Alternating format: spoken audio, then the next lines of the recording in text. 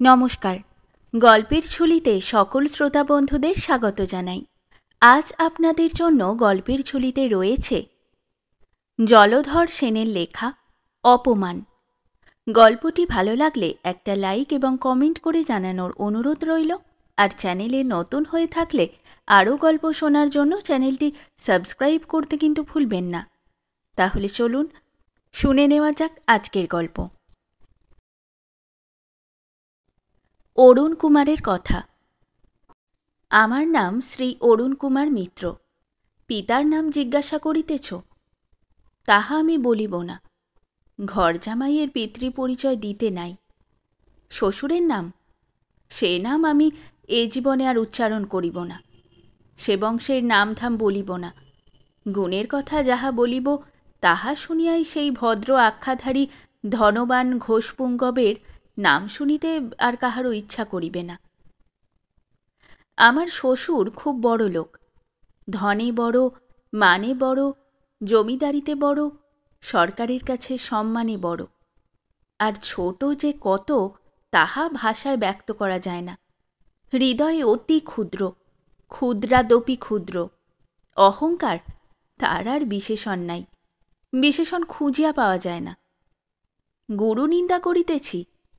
হ্যাঁ, গুরুর কথা বলিতেছি, পরিচয় দিতেছি, নিন্দা করিতেছি না। তিনি আমার উপকার করিয়াছেন, তাহা অস্বীকার করিব কেমন করিয়া? কিন্তু যতটুকু উপকার করিয়াছেন, জীবন দিলে যদি সে ঋণমুক্ত হইতে পারা যায়, তাহা হইলে এখনই সে গুরুভার হইতে মুক্তিলাভ করিয়া আমি তোমার কোনো ধার ধারি না বলিয়া অন্তিম নিঃশ্বাস ত্যাগ করিতে পারিলে সৌভাগ্য মনে করিতাম। তোমরা আমার কথা কয়টি শোনো। শরীর বড় দুর্বল, রোগে জীর্ণ, মৃত্যুশয্যায় শয়ন করিয়া বড় দুঃখে বড় কষ্টে কথা কয়টি বলিতেছি। আমি গরিবের ছেলে। বাবা অতি কষ্টে আমার লেখাপড়ার ব্যয় চালাইয়াছিলেন। গ্রামেই একটি ইংরেজি স্কুল ছিল, তাই আমি প্রবেশিকা পরীক্ষা দিতে পারিয়াছিলাম। এই স্থানেই পড়া শেষ করিতে হইবে তাহা আমি জানিতাম, কিন্তু অদৃষ্ট আমাকে অন্য পথে লইয়া যাইবার জন্য প্রস্তুত হইয়াছিলেন। পল্লীর স্কুল হইতে প্রথম বিভাগে পাশ করিয়া আমি 15 টাকা বৃত্তি পাইলাম। তখন কি আর পড়া ছাড়া যায়? বাবা বলিলেন, 15 টাকা জলপানি যখন পেয়েছ তখন আর কি, মাসে মাসে আমি যেমন করে হোক আর 5টা টাকা গুছিয়ে দিতে পারব, তুমি পড়ো। পিতৃ আজ্ঞা। আমি হুগলিতে পড়িতে গেলাম। আমি যখন দ্বিতীয় বার্ষিক শ্রেণীতে পড়ি সেই সময় বাবা মারা গেলেন। সংসারে তখন মা ব্যতীত আমার আর কেহই রহিল না। বাবা জমিদারের সেরেস্তায় সামান্য চাকরি করিতেন, কোনোদিন অন্যায় উপায়ে একটি পয়সাও উপার্জন করেন নাই। জমিজমা অতি সামান্য ছিল, তাহারই আয়ে ও বাবার সামান্য বেতনে কোনো রকমে দিন চলিয়া যাইত। বাবার মৃত্যুর পর সংসার আমার স্কন্ধে পড়িল। একবার মনে করিলাম পড়া ত্যাগ করি, আবার মনে হইল 15 টাকার তো সংস্থান আছে, এলে পরীক্ষাটা দিই, তাহার পর আর পড়িব না। তখন একটা চাকরি লইয়া মায়ের ভরণ পোষণ করিব। মা বলিলেন, পড়া কি ছাড়তে আছে? তোমার খরচটা যদি তুমি চালিয়ে নিতে পারো তাহলেই হলো। যে জমিটুকু আছে তাতে একটা বিধবার এক সন্ধ্যার 2টো আলো চাল, একটা কাঁচকলা আর একটু লবণ হয়ে যাবে। আমার জন্য ভেবো না বাবা, তুমি মন দিয়ে পড়ো। তাহাই করিলাম। আর 1 বৎসর পরে এলে পরীক্ষা দিলাম। প্রথম বিভাগে উত্তীর্ণ হইলাম, কিন্তু বৃত্তি পাইলাম না। তখনও যদি পড়া ছাড়িয়া দিই তবে কি আর এত কষ্ট, এত অপমান ভোগ করিতে হয়? কিন্তু তখন আরও পাশ করিবার ঝোঁক হইল। মনে হইল আমি কোনো প্রকার সাহায্য পাইলে অনায়াসে MA পাশ করিতে পারি, আইন পরীক্ষা দিয়া উকিল হইতে পারি। তখন আমি ভবিষ্যতের উজ্জ্বল চিত্র আমার সম্মুখে দেখিতে পাইলাম। পরীক্ষা পাশ করিয়া বড়লোক হইব, অনেক উপার্জন করিব, 10 জনে মানিবে চিনিবে, এই উচ্চাভিলাষ আমাকে উন্মত্ত করিয়া তুলিল। যেমন করিয়া হোক বিশ্ববিদ্যালয়ের উচ্চ উপাধি লাভ করিতেই হইবে, যেমন করিয়াই হোক। মাতা ঠাকুরানীও আমার এই সংকল্পের পোষকতা করিলেন। 4-5টা বৎসর বাবা, আমি যেমন করে পারি কাটাবো, তুমি তোমার পড়ার একটা উপায় করো। উপায় উপস্থিত হইল, অতি সহজ উপায়। এক জমিদার তাহার একমাত্র কন্যার বিবাহের জন্য বর খুঁজিতেছিলেন। আমারই মতো গরিবের ছেলে তিনি চান, নিজের ব্যয়ে তাহাকে লেখাপড়া শিখাইয়া লইবেন। তাহার পর তাহার বিস্তৃত জমিদারি অগাধ টাকা জামাই মেয়েকেই দিয়া যাইবেন। আমি বড় কুলীনের ছেলে, প্রথম বিভাগে এলে পাশ করিয়াছি। কলেজের অধ্যাপকেরা বলিয়াছেন আমি খুব ধারালো ছেলে। দেখতে দেখতে বিশেষ সম্মানের সহিত এম.এ পাশ করিতে পারিব। আমার স্বভাব চরিত্রও ভালো। জমিদার মহাশয় যাহা যাহা খুঁজিতেছিলেন তাহা নাকি তিনি একাধারে পাইলেন। এদিকে আমিও দেখিলাম আমার উচ্চ আশা ফলবতী হইবার আর কোনো বিঘ্নই নাই। ঘর জামাই হইতে হইবে না, তেমন কথা তো কিছু তখন হয় নাই। সকল দিক কি আর সে সময় ভাবিবার অবকাশ ছিল? লেখাপড়া শিখিবার সুযোগ উপস্থিত, আর কোনো দিক ভাবিলাম না। মাতা ঠাকুরানী সেকেলে মানুষ, তিনিও অতশত বুঝিলেন না, সম্মতি দিলেন। আমি জমিদার মহাশয় রূপবতী বিদুষী ষোড়শী কন্যাকে বিবাহ করিয়া এক রাত্রির মধ্যেই গরিব বিধবার সন্তান হইতে একেবারে বড় মানুষ জমিদারের জামাইবাবু হইয়া পড়িলাম। তখন কি ভাবিয়াছিলাম যে জমিদারের কাছে দাসখত লিখিয়া দিয়াছি? হায় অপদার্থ যুবক, হায় কাণ্ডজ্ঞানহীন আত্মসম্মান বর্জিত বাঙালির সন্তান। আমার শ্বশুর যখন আমাকে কলিকাতা প্রেসিডেন্সি কলেজে পড়াইবার ব্যবস্থা করিলেন, তখন আমি উল্লাসে অধীর হইলাম। বিবাহের পরে যে জমিদার মহাশয় তাহার কন্যাকে আমার ক্ষুদ্র কুটিরে পাঠাইলেন না, লোকজন পাঠাইয়া আমার মাতা ঠাকুরানীকে কয়েকদিনের জন্য তাহার বাড়িতে লইয়া আসিয়া পুত্রবধূর মুখদর্শনের আশা মিটাইয়া দিলেন, তাহাতেও আমার আত্মসম্মানে আঘাত লাগিল না। তাহার পর পুত্র বিক্রয়ের বিনিময়ে আমার শ্বশুর যখন আমার মাতাকে মাসে মাসে 15টি করিয়া টাকা দিতে লাগিলেন, তখন সে টাকা হাত পাতিয়া লইতেও আমার মনে একটু সংকোচ বা ঘৃণা হইল না। হায় এম.এ পাস, হায় মানযশের নেশা। আমি কলিকাতার প্রেসিডেন্সি কলেজে পড়িতে আরম্ভ করিলাম। বড় ছুটির সময় শ্বশুরবাড়িতেই যাইতে হয়, নতুবা তাহারা রাগ করেন, বলেন গরিব লোকের বাড়িতে ঘন ঘন যাওয়া আসা করলে মন ও চালচলন বড় ছোট হয়ে যায়।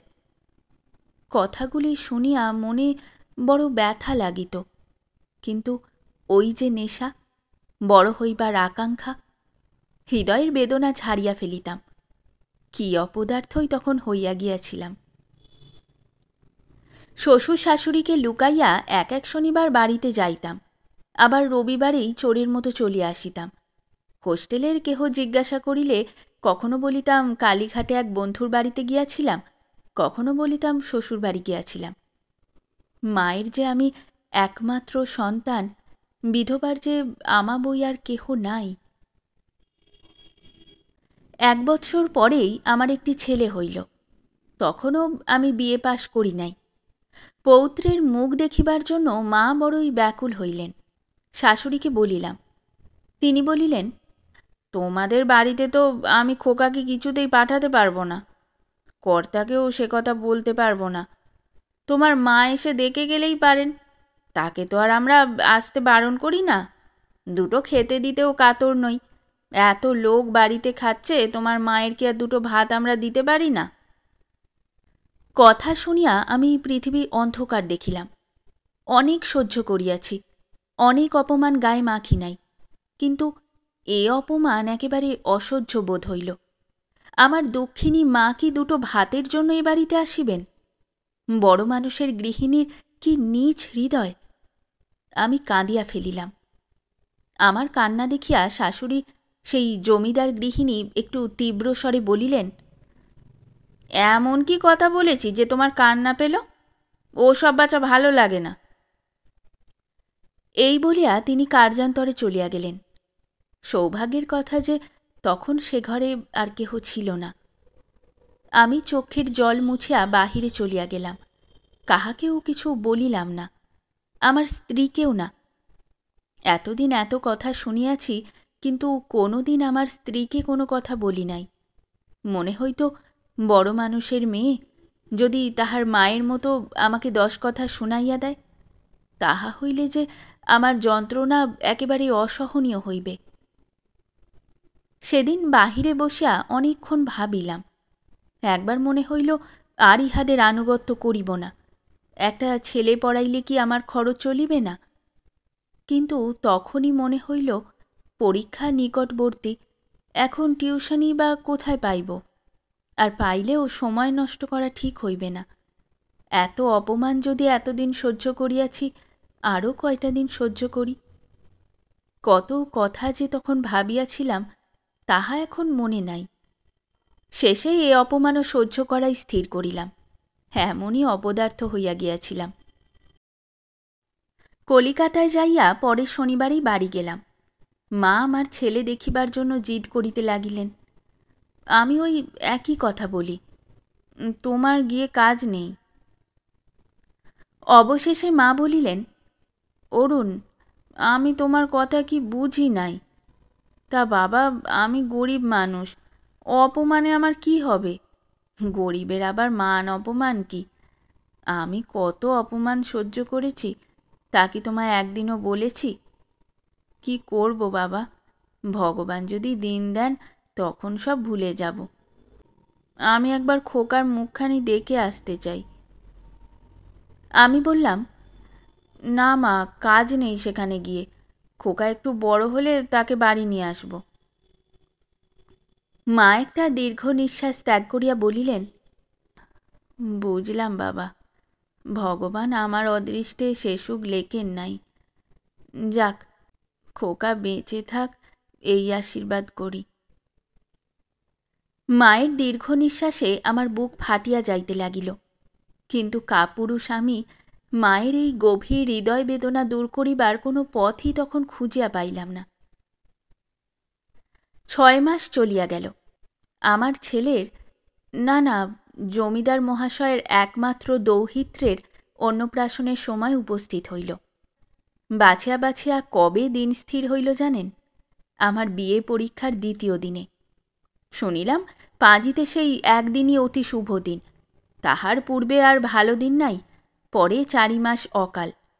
সুতরাং আমার উপস্থিতির জন্য দিন পরিবর্তন করা কোনো প্রকারেই হইতে পারে না। কথাটা সত্যই তো। এ তো আর দরিদ্র অরুণ কুমার মিত্রের পুত্রের অন্নপ্রাশন নহে, এ যে বড় জমিদারের দৌহিত্রের অন্নপ্রাশন। তাহাতে পুত্রের দরিদ্র ঘরজামাই পিতার উপস্থিত থাকার এমন কি প্রয়োজন আছে? এ উপলক্ষে তাহারা আমার মাতা ঠাকুরানীকে স্মরণ করিয়াছিলেন। বাড়ির একজন কর্মচারীকে আমাদের বাড়িতে পাঠাইয়াছিলেন। মাতা ঠাকুরানী যাইতে সম্মত হন নাই। কর্মচারীর মুখে বলিয়া পাঠাইয়াছিলেন, আমি এখান হইতেই খোকাকে আশীর্বাদ করিতেছি। বড় দুঃখেই মাই নিমন্ত্রণ গ্রহণ করেন নাই। এমন মায়ের পেটে এমন ছেলে কেমন করিয়া জন্মগ্রহণ করিয়াছিল, তোমরা কেহ বলিতে পারো? যথা সময়ে মহা আড়ম্বরে জমিদার দৌহিত্রের অন্নপ্রাশন হইয়া গেল। পরীক্ষা যেদিন শেষ হইবে সেই দিনই শ্বশুরবাড়ি যাইবার জন্য আমার উপর আদেশ প্রদত্ত হইয়াছিল, কিন্তু তাহা হইল না। যেদিন পরীক্ষা শেষ হইল সেই দিনই সংবাদ পাইলাম মা ভয়ানক জ্বরে শয্যাগত হইয়াছেন। তখন আর বিলম্ব না করিয়া বাড়ি চলিয়া গেলাম। বাড়িতে যাইয়া দেখি মায়ের অবস্থা ভালো নহে। যেদিন খোকার অন্নপ্রাশন সেই দিন মা সমস্ত দিন কাঁদিয়াছিলেন। তাহার পর সেই রাত্রিতেই তাহার জ্বর হয়। সেই জ্বর ক্রমে বাড়িতে থাকে। পাছে আমার পরীক্ষার প্রতিবন্ধক হয়, এই জন্য মায়ের আদেশেই প্রতিবেশীরা আমাকে পূর্বে সংবাদ দেন নাই। বাড়িতে পৌঁছিয়া ডাক্তারের মুখে শুনিলাম মায়ের অবস্থা ভালো নহে, এ যাত্রা রক্ষা পাইবার সম্ভাবনা নাই। বিশেষ তাহাকে কিছুতেই কেহ ঔষধ সেবন করাইতে পারিতেছেন না। আমিও কত চেষ্টা করিলাম, কিন্তু তার সেই একই কথা, আমার যাবার সময় হয়েছে, আর কেন? সেই দিন অপরাহ্নকালে মা আমাকে বলিলেন, বাবা অরুণ, একটা স্বাদ আমার পূর্ণ হলো না, খোকার মুখখানি একবার দেখতে পেলে আমি আনন্দে মরতে পারতাম। আমি বলিলাম, মা তুমি ভেবো না, আমি খোকাদের আনবার ব্যবস্থা করছি। এই বলিয়া বাহিরে আসিয়া প্রতিবেশী দিগের সহিত পরামর্শ করিলাম। কেহ বলিলেন লোক পাঠাইয়া দেওয়া হোক, কেহ বলিলেন পালকি বেহারাও পাঠিয়ে দেওয়া হোক। আমাদের স্কুলের বৃদ্ধ হেডমাস্টার মহাশয় বলিলেন, না না, তাতে হবে না অরুণ, তুমি নিজে না গেলে তারা কিছুতেই ছেড়ে দেবে না। তুমি গেলেই বা কতদূর কি হয় তাতেও সন্দেহ। তবুও আমার মতে তোমারই যাওয়া উচিত। তোমার মায়ের যেরকম অবস্থা দেখছি তাতে 2-1 দিন কোনো ভয় নেই। তুমি এক কাজ করো, এখনই একখানা গাড়ি যাওয়া আসার ভাড়া করে তোমার শ্বশুরবাড়ি যাও। 7 ক্রোশ পথ বই তো নয়, এখন রওনা হলে রাত্রি 8টার মধ্যে পৌঁছতে পারবে। তারপর তাদের নিয়ে যদি খুব ভোরে যাত্রা করো তাহলে কাল বেলা 8টা-9টার মধ্যে বাড়ি এসে পড়তে পারবে। তাই করো, এখনই ব্যবস্থা করো। হেডমাস্টার মহাশয় আমার গুরু, তাহারই পরামর্শ মতো কাজ করাই স্থির হইল। আমাদের গ্রামে 3খানি ভাড়াটিয়া ঘোড়ার গাড়ি আছে। সৌভাগ্যক্রমে তাহার একখানি তখনই পাওয়া গেল।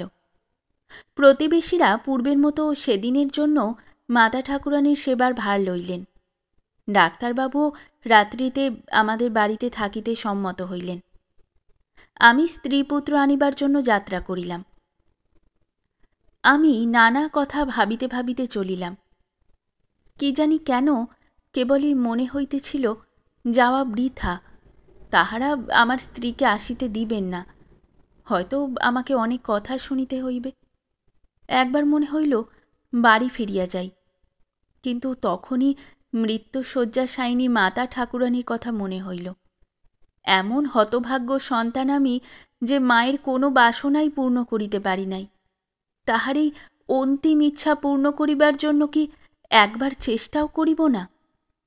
তার জন্য অপমানের ভয় করা কি কর্তব্য? না, যাইতেই হইবে। রাত্রি প্রায় 8টার সময় আমি শ্বশুরগৃহে পৌঁছিলাম। এমন অসময়ে আমাকে দেখিয়া সকলেই আশ্চর্য বোধ করিলেন।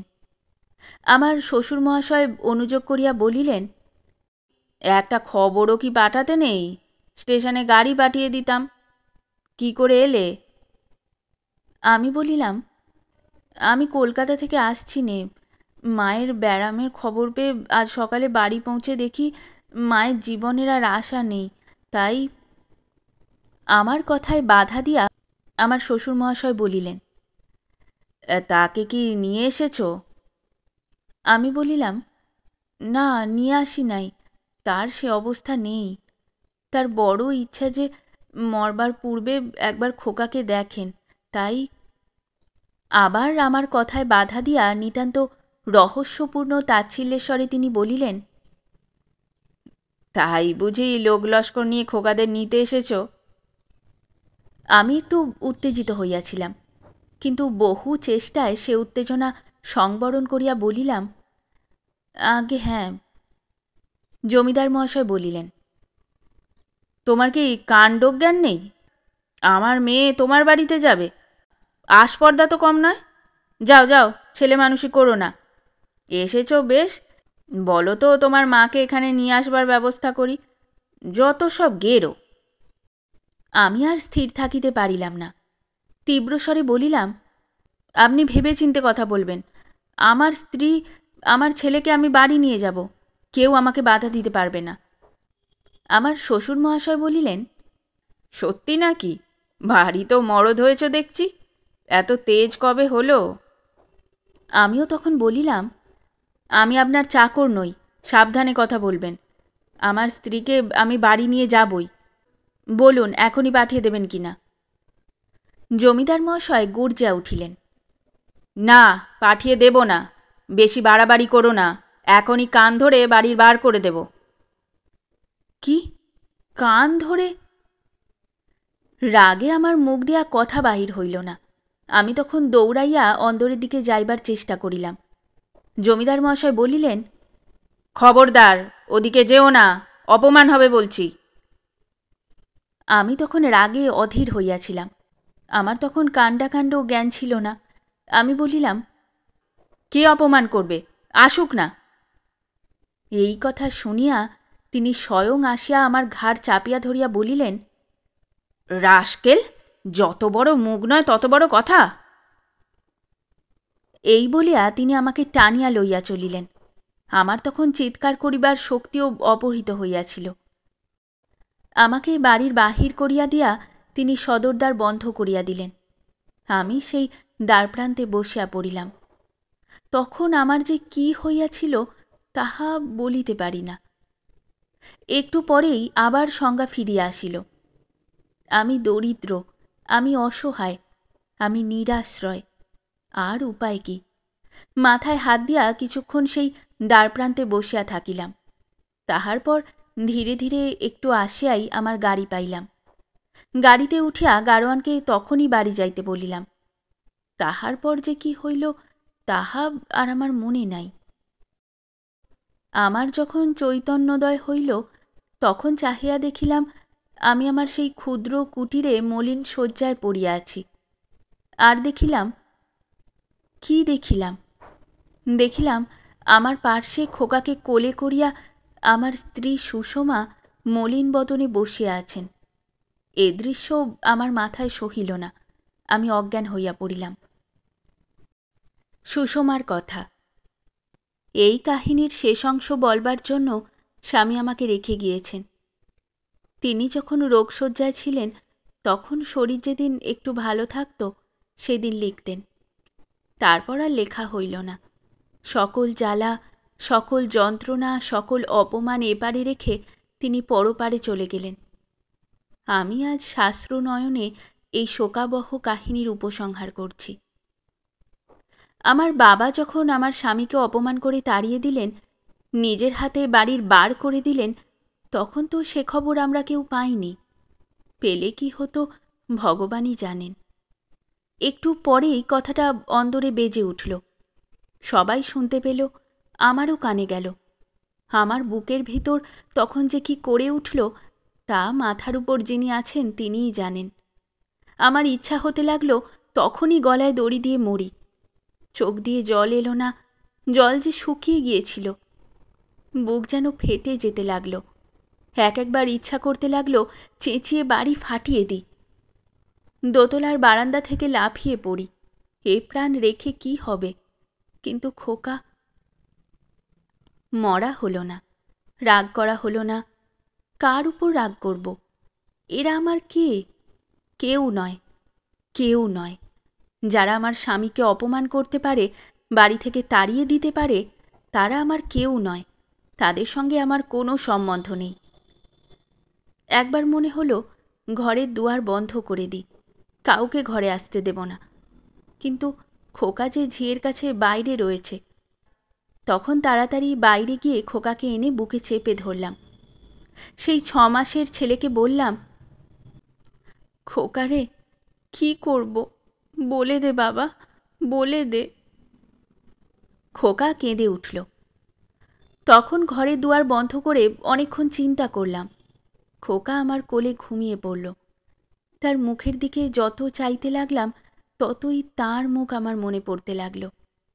তিনি প্রাণে কি ব্যথা পেয়েই চলে গিয়েছেন, কি দারুণ মনোকষ্টই তিনি ভোগ করছেন। আবার মনে হইল তিনি তো কোথাও চলে গেলেন না।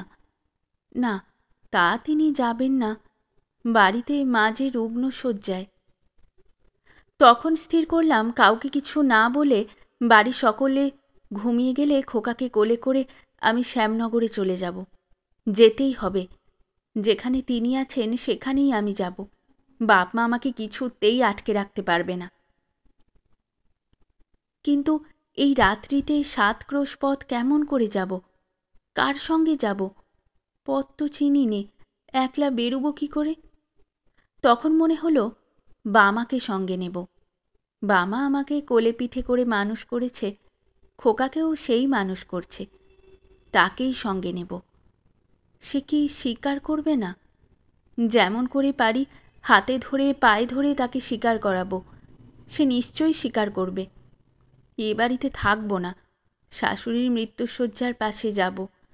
আর তিনি, তার পায়ে ধরে বলবো, আমার কোনো অপরাধ নেই, আমি সব ফেলে এসেছি, আমি তোমার অপমানের ভাগ নিতে এসেছি।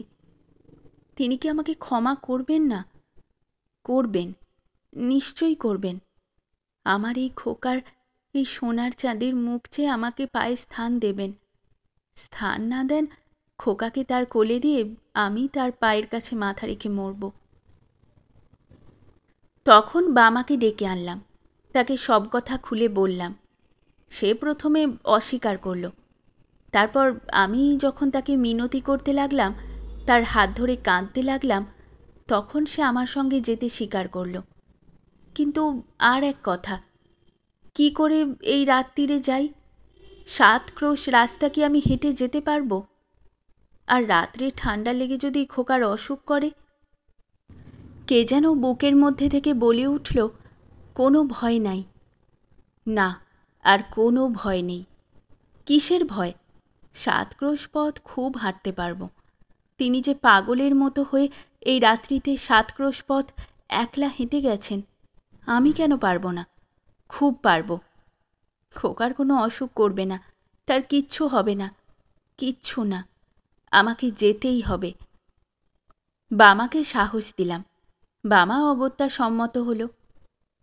রাত্রি 11টার পর সকলে ঘুমিয়ে গেলে আমি বামার সঙ্গে খিড়কির দুয়ার দিয়ে বেরিয়ে পড়লাম। গায়ে যে গহনা ছিল সব খুলে বালিশের নিচে রাখলাম। এদের কোনো কিছু নিয়ে যাব না।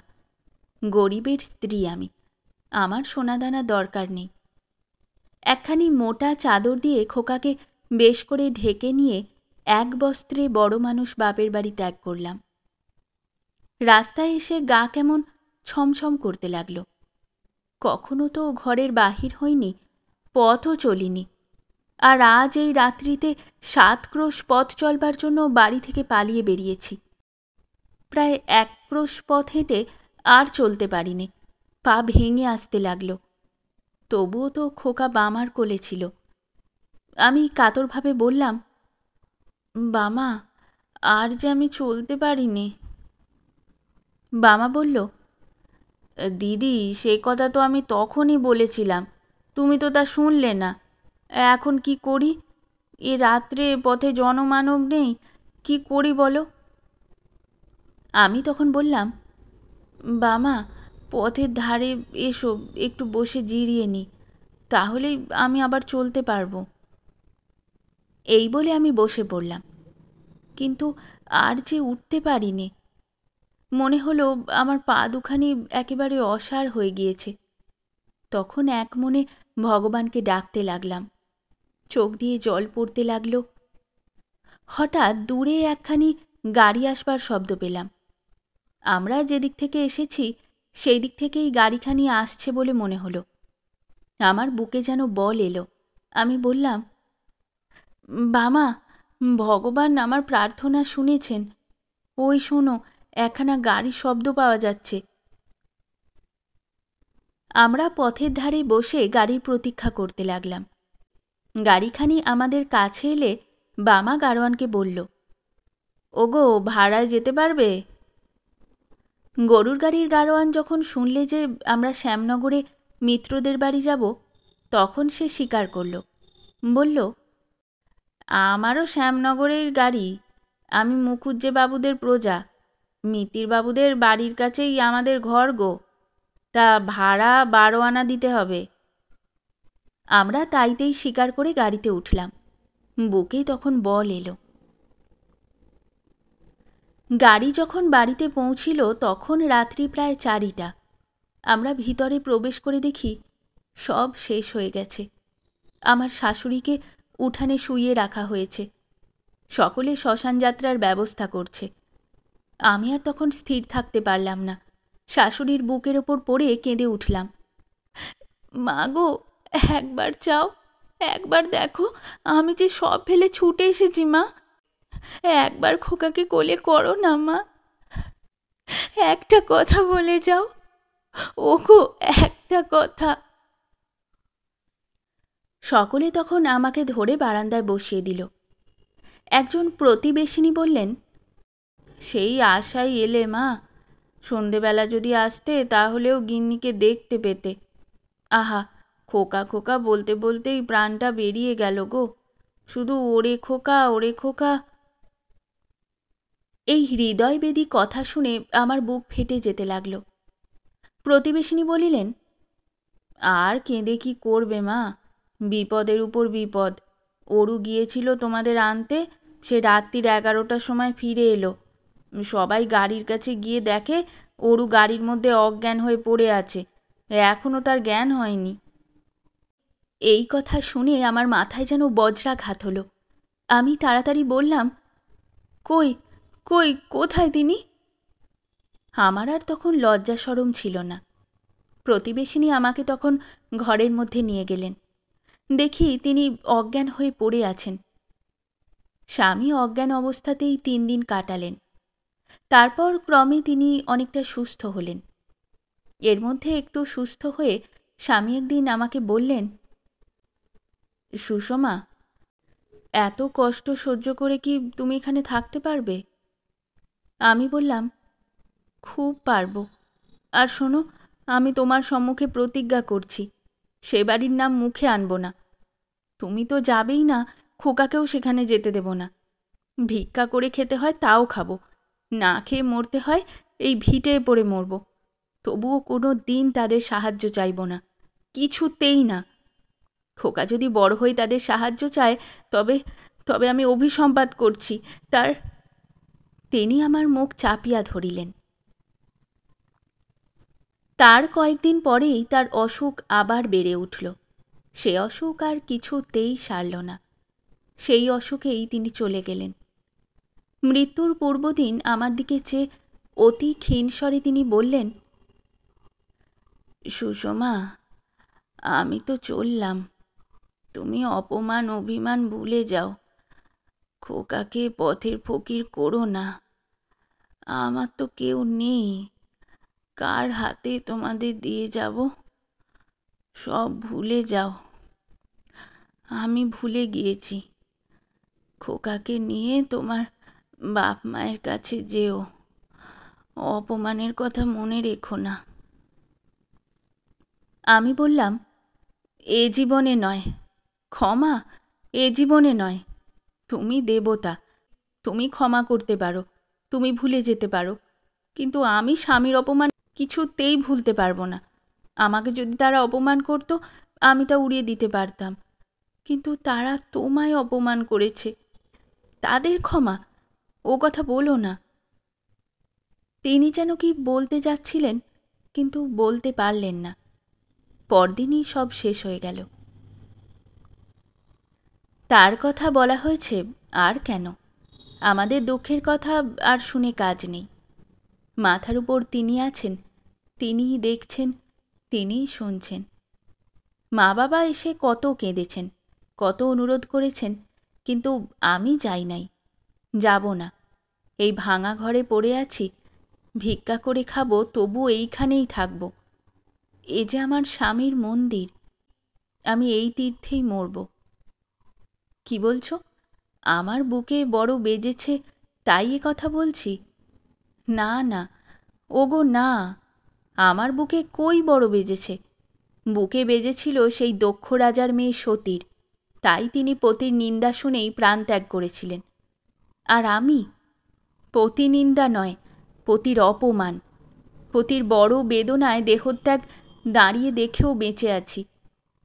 মা শিব সোহাগিনী, সেই বড় দুর্দিনে তোর এই হতভাগিনী মেয়েকে যদি তোর সতী তেজের একটু দিতিস মা, তাহলে তার অপমান বিষ আকণ্ঠ পান করে তার আগে পার হয়ে গিয়ে আমার এই নারী জন্ম সার্থক করতাম। এতটুকু করুণাও তোর হলো না করুণাময়ী? শেষ হলো আমাদের আজকের গল্প। গল্প পাঠে এবং বিভিন্ন চরিত্রে আমি তৃষিতা। গল্পটি ভালো লাগলে লাইক এবং শেয়ার করে দেবেন। আর চ্যানেলে নতুন হয়ে থাকলে আরও গল্প শোনার জন্য চ্যানেলটি সাবস্ক্রাইব করতে কিন্তু ভুলবেন না। খুব তাড়াতাড়ি নতুন একটি গল্প নিয়ে ফিরে আসব। সকলে ভালো থাকুন, শুনতে থাকুন গল্পের ঝুলি।